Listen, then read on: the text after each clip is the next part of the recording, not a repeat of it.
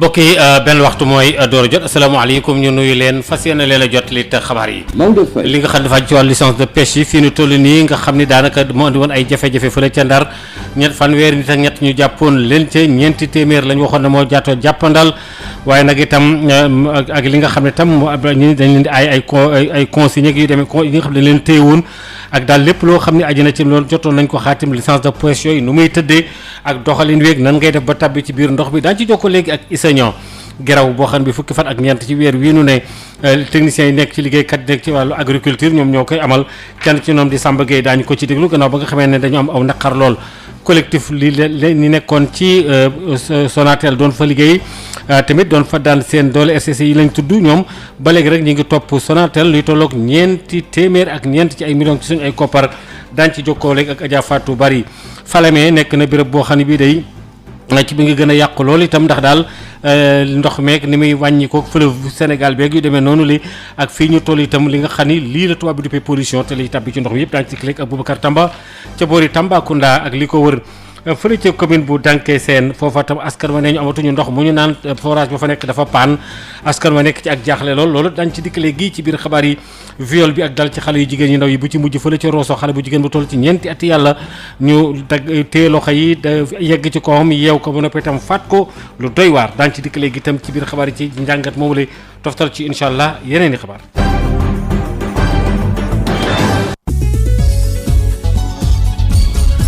Maodo Faye li ñu duppee ay licence de pêche fii nu toll nii te xam ne indi woon ay coow fële ca Ndar ci seen digganteeg waa Mauritanie sax waaye nag fanweer nit ak ñett ci ay nappkat yoo xam ne jàppoon nañu leen ci itam ñeenti téeméer yoo xam ne ci ay licence yoo xam ne moo gënoon a jàppandal yëf yi dañ ko war a càmbar jàngataat ko gëstub Issa Niang. ñeenti téeméeri licence la ñu jébbal nappkat yi ci ndoxteelu ayu bés bi ngir ñu mën a wëyal seen yëngu-yëngu ci biir Mauritanie te duñ ci am benn gàllankoor mool yi nga xam ne dañ leen sas ren jii ñu signé fu ñuy nangu ne nag danañ sàmmante tere ak digle yi nga xam ne moom la Mauritanie daal di wane ñu jàpp nag ne loolu buñ ko defee danañu moytu li nga xam ne moom mooy bateau yu ñuy arraisonné daan yu métti yu ñu leen di teg ak yenn saa yi sax ñu leen di jàpp ba mu ci am ñu gaañu ñu jàpp ne loolu yëpp dafay faral doon indi ñagas-ñagas diggante Dakar ak Nouakchott fukki poñ nag la ñu daal di wax ne loolu moom tere nañ ko ca biir ndoxu Mauritanie loolu la ñu Amadou Faye bokk ci commission des licences nekk it secrétaire général des mareyeurs daal di xamal. ba ren jii duñu jox benn fii d'engagement képp koo xam ne am nga licence yow borom gaal gi fii d'engagement jox moom yàgg fii def carte d'identité saa bu fa ne amee nga xam ne problème bi yow yaa moom sa licence bi ni ko war sàmm parce que licence dafa am njëriñ maanaam boo duggee géej booy nepp mën nga am jafe-jafe yi bari mën nga bañ am ci licence boo amee licence maanaam arrêtement maanaam boo dee marine bi danaan laaj sa licence boo ko joxee foofu yaa ngi bëgg ci léegi ba pare licence léegi ba naan li gën a am solo si licence bi mooy licence day bañ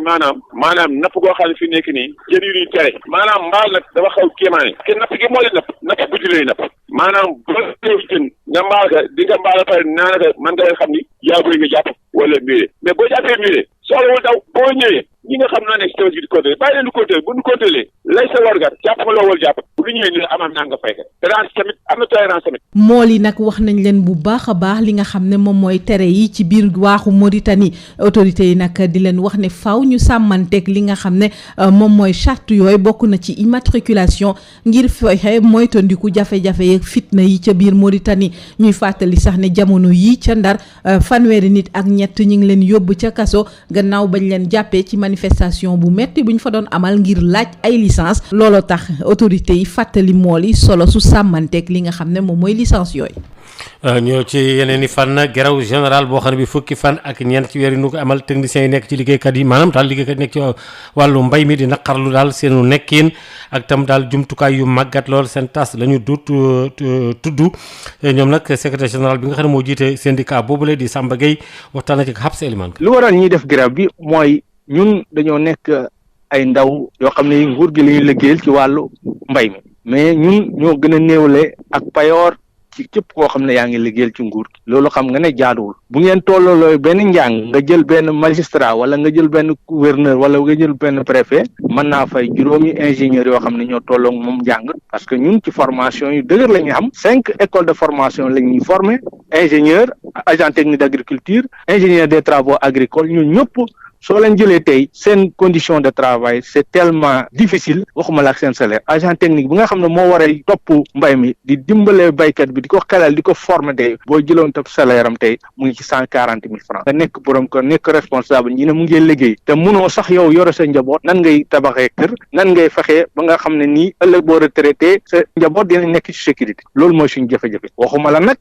condition yi nga xam ne foofu la ñuy liggéey ñooñu nga xam ne ñooy doxal mbay mi dëgg ñooy représenté ministre bi ci région bi ñooñu tey boo demee fi ñuy liggéeyee sa yaram day daw parce que bâtiment yoo xam ne bañ koy tabax booba Sénégal amagul indépendance moo ñëwoon fii direction régionale de développement rural bu Kaolack bii ma nekk tey fa ñuy liggéey ñun ca kaw nga xam ne foofu la directeur ba waroon dëkk directeur ba ñu ma tut faa dëkk ndaxte dajjee ko nu ba fu mu toll nii boo fa duggee yaa ngi jàkkaarloo asamaan si ko kon loolu nguur gi mënul wax ne mbay mi moo yore mooy dundal askan wi ci li ñu fàggandikoo di ko jox ay milliards 151 milliards dañ koy jox budget bii ren jii te ñun liñ koy laaj matul 4,5 alors lu tax ñun waruñoo mën a toppatoo ba ñu mën a toppatoo mbay mi lu tax ñun waruñoo mën a teg ci condition yoo xam ne dinañ war a mën a def suñu liggéey ba nga xam ne nii lépp lu askan wi séenu ci mbay mi dana ko jot nit ñëpp na leen suñ camarades yi nañ toog tey woon askan wi na leen kat fi mu toll nii fi ñu jëm xamatuñ ko nañ toog ban ko suñu loxo bu ñu nguur gu tànkam la ñu dool yaa dina ñetti fan bu ñu tànkam loo nag wax dëgg yàlla ñu yom toog suñu service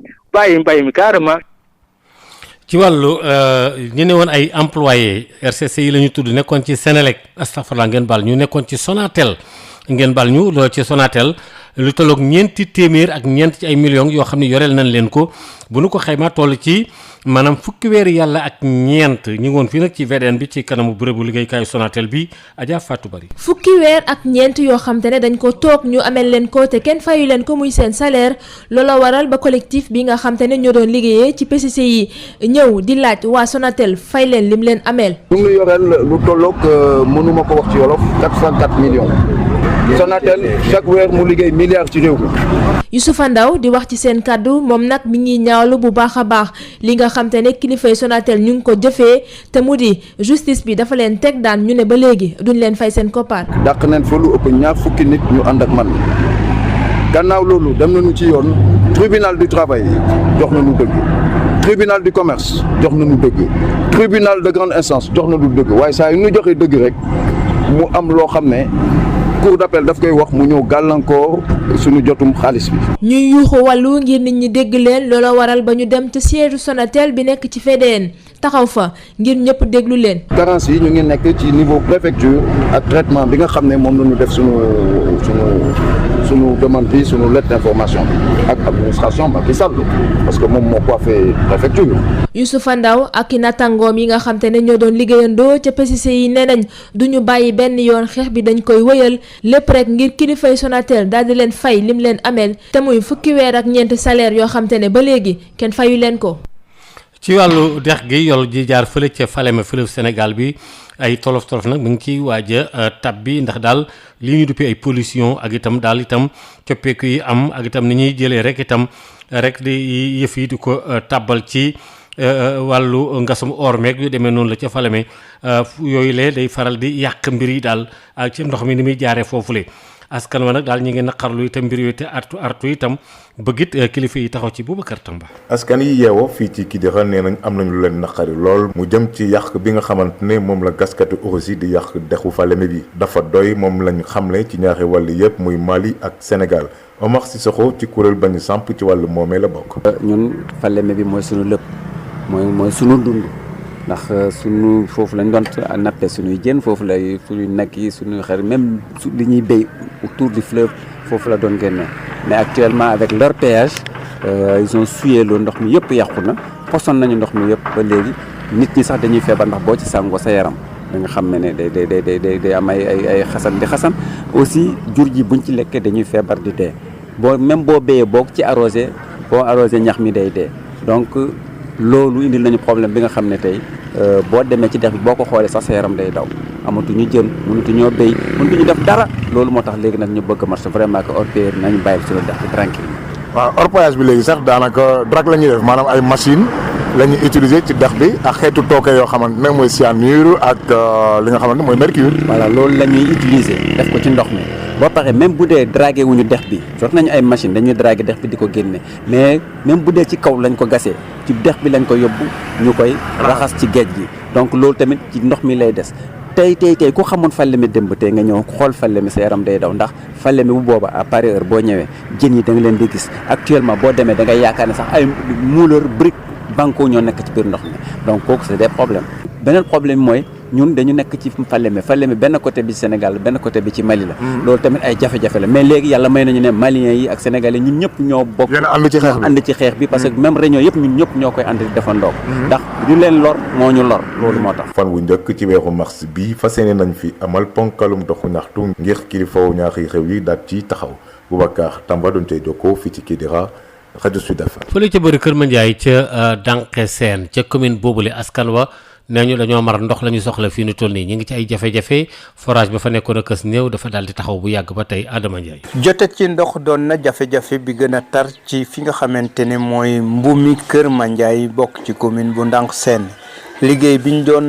def foofu jëman ci forage ba fa nekk daanaka dafa tekkaaral Gadio Faye mooy chef de village bu Mbumi Kër Mandiaye. li fi gën a jàmm mooy forage bi nga xam ne PUDC def na ko fi bañ ne dañ fi def mbayum noor bañ defal leen délibération 5 hectares ba barbale ko ba def robinet yi ci biir 5 robinet yi ci biir boobaak léegi defaatuñ ci dara loolu mooy li gën a jàmm ñaar bi ci tege mooy baykat ku koy dimbale ci aw jiw da nga ko koy teel a yët ak engrais mais liñ daan def at yi yëpp moom daanaka du dara kër nga dugal fa 20 kilos yi kem gën kaa bari 40 xam nga loolu du am mbay.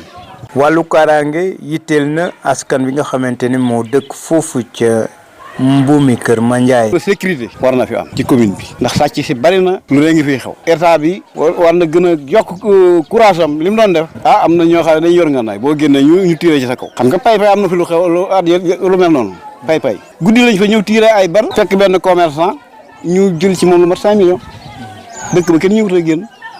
Diourbel Sud FM Adama Ndiaye. Adama Ndiaye ñu ngi lay jaajëfal bu baax a baax li ñuy sàkku xale yu tuuti yi pédophilie bi ci mujj fële ca Rosso kuy tolloog ñeenti ati yàlla ñuy yeew say loxo àgg ci sa kaw ba noppi itam yàq la daal di lay faat mu nekk mbir mu doy waar ñi seen xam-xam wàcc ci wàllu fànn boobu di jàngat mbir yi ne nañu bàyyi xel bu baax a baax gone yi ak fenn fu ci nekk itam fu ñuy tappi xool itam ni ñuy fexe daal ba wàllu pédophilie yooyu itam ñu indi ci weneen gëstu ak càmbaraat ko. Marie Rosalie Ndiaye. sàkku ak jëf ju ñaaw ñuy faral di def ci tout tànk yi mën na amee fu nekk rawatina nag ci waxtu woo xam ne kenn du ko xaar lu ni mel tax ba professeur Lamine Fall di pédopsychiatre ci hôpital Fann gis ne waajur yi dañu war a rek bàyyi xel ci lépp saay su nekk. li ñuy seetlu sax mooy xale fi nga xam ni foofu la ñu leen di waree toppatoo foofu la ñu waree aar foofu lañ leen di foofu mooy yenn saay bërëb yi nga xam ni foofu moo ëpp risque ñu sàkku leen. maanaam yenn saa yi ci daara yi ci kër yi wala ci école yi daara yi tubaab yeeg fépp même centre yi yenn centre yi nga xam ne jël xale yi yenn orphelinat yi yenn pouponnières yi yenn voilà fépp fi ñu dajale ay xale yenn saa yi am na risque boobu. lu ni mel nag moo tax ñëpp dañu war a ibbi seeni gët di bàyyi xel seeni tuut tànk rawatina bi nga xamee ne ñiy jëfee jëf yu ñu mel amul lenn loo xam ne mooy tax ñu mën leen a ràññatle professeur Lamine Fall. xale yi ñu leen di sàkku maanaam ci gëstu ñuy def.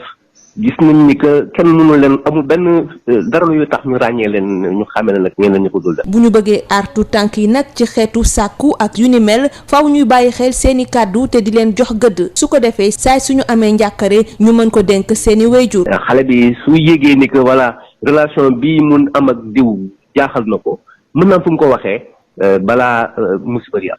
donc moo tax xale bi li ñu war a gën a mën a yombal ci moom mooy mag ñi ñu nekk ak moom man jàpp ni que li muy wax am na solo sinon rek danaan jarul ma koy wax parce que kenn ma gëm. bu weesoo déglu bi waajur yi war nañu it di yee seeni doom di leen xamal ni du lépp lu ñu mën a def rawatina ci ñoom. maanaam am na ay yoon yoo xam ne dañ koy aar di aar ñëpp itam pour kenn du mën a def lu la neex fu mu xam ni que yoon am na ci dëkk bi yoon am na ci kër gi yoon am na ci école bi donc et que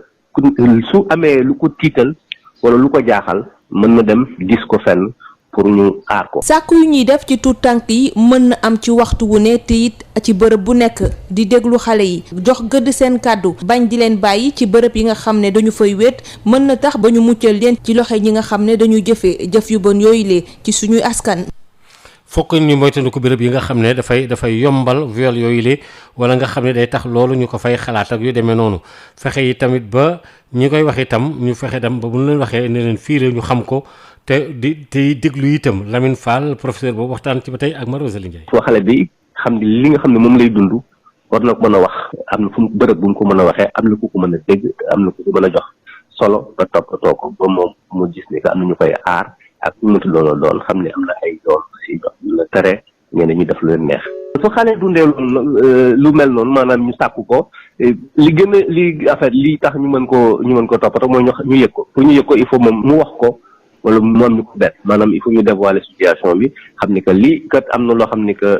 amul loolu li gën a yomb mooy xale bi ci boppam mu am fu mu ko waxee donc su ko waxee maanaam su ko ñemee wax ba am ku mu ko wax su ko waxee boobu nañ ko mën a toppatoo donc li ma jëkk wax mooy li gën a am solo mooy déjà mu xam li muy wax moom am na solo li muy wax kenn du ko jàppee waxu xale rek comme ça mais li mu wax dañ ko dégg te dinañ ko toppatoo donc loolu mooy première attitude li ñu war a jëkk def mooy jox solo li muy wax li muy dem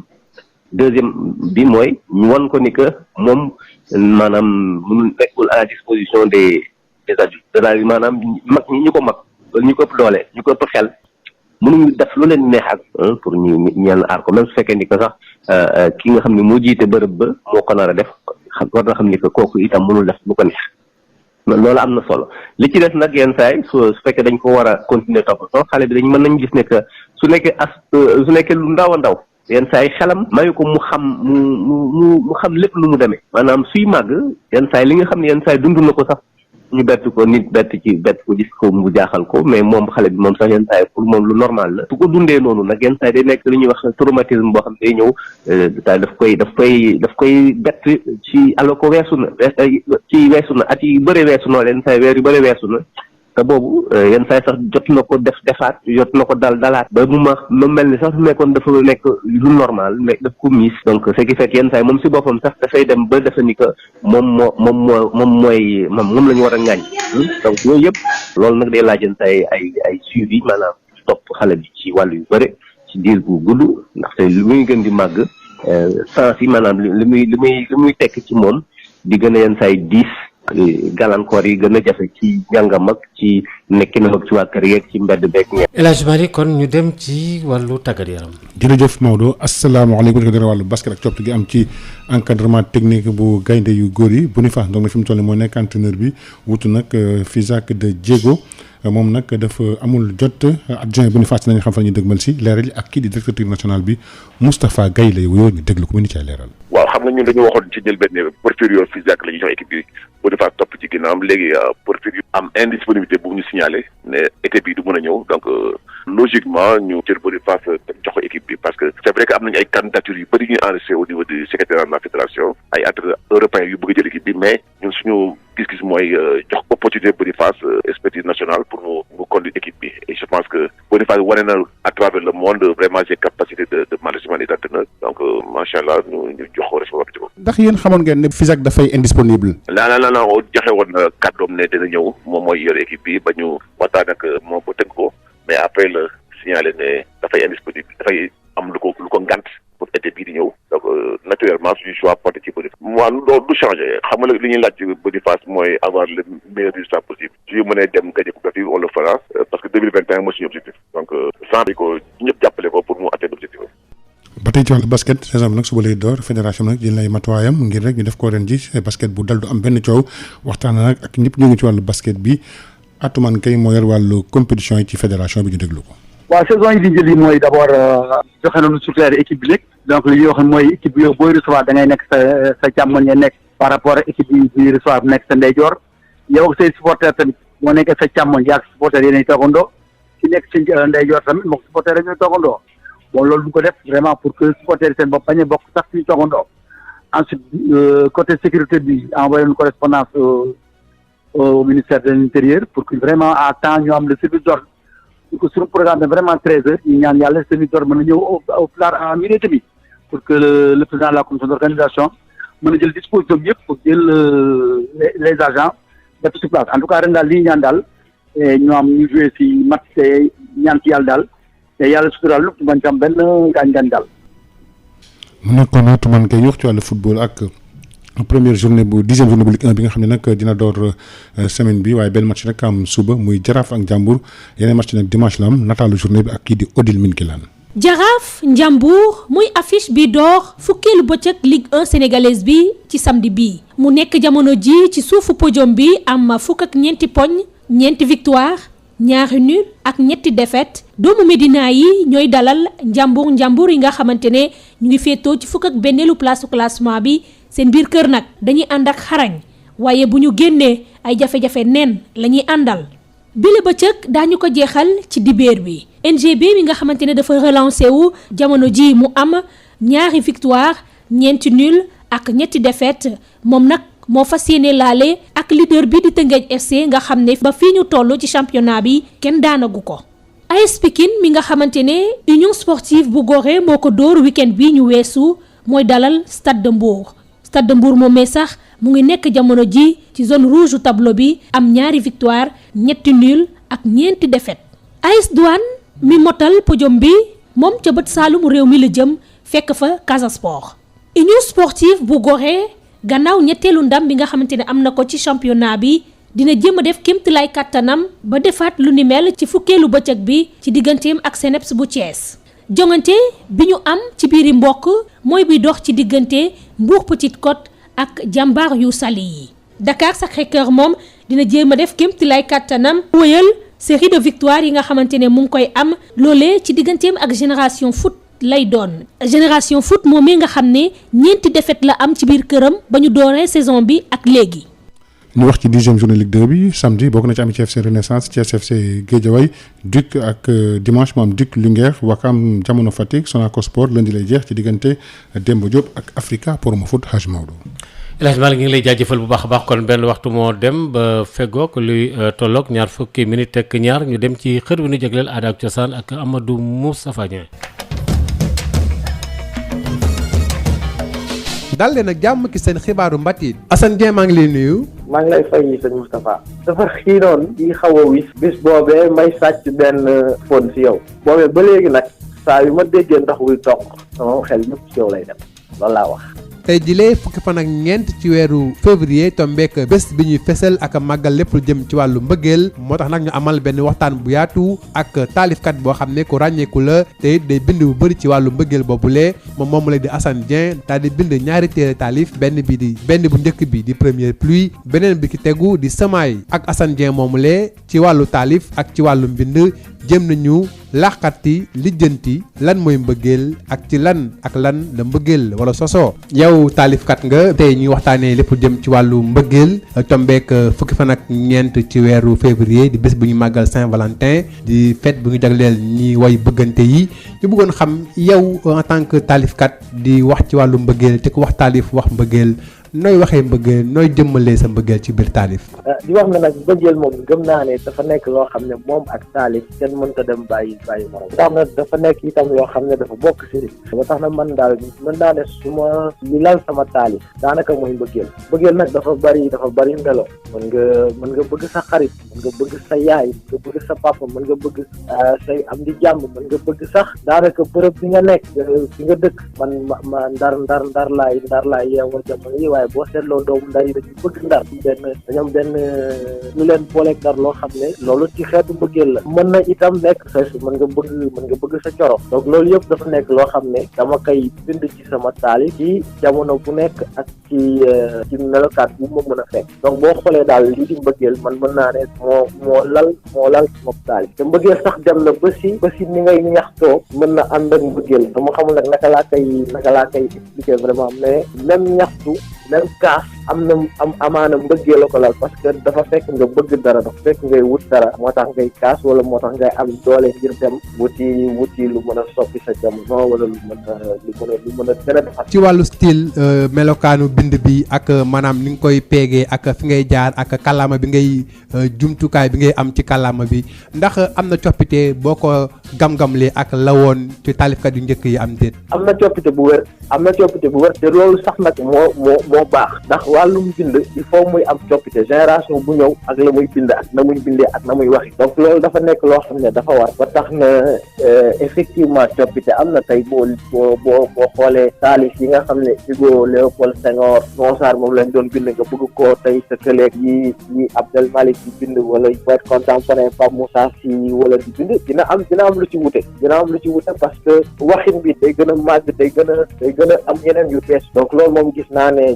am na te léegi tamit dañ nekk ci génération boo xam ne bu njëkk da nga daan dégg taalif rek maanaam poésie mais léegi dañ nekk ci génération boo xam ne dafa dem ba slam nga xam ne dafa xaw a xeetoog rap tax na léegi waxin bi wax dëgg yàlla soppeeku na am na yu ci yokku te loolu man dama jàpp ne lu baax la parce que il faut mënuñu rek na maam ya daan waxee mënuñu ñu continuer di waxee noonu bu boobaa création bu boobaa taalif day yokku wa day def baax parce que Assane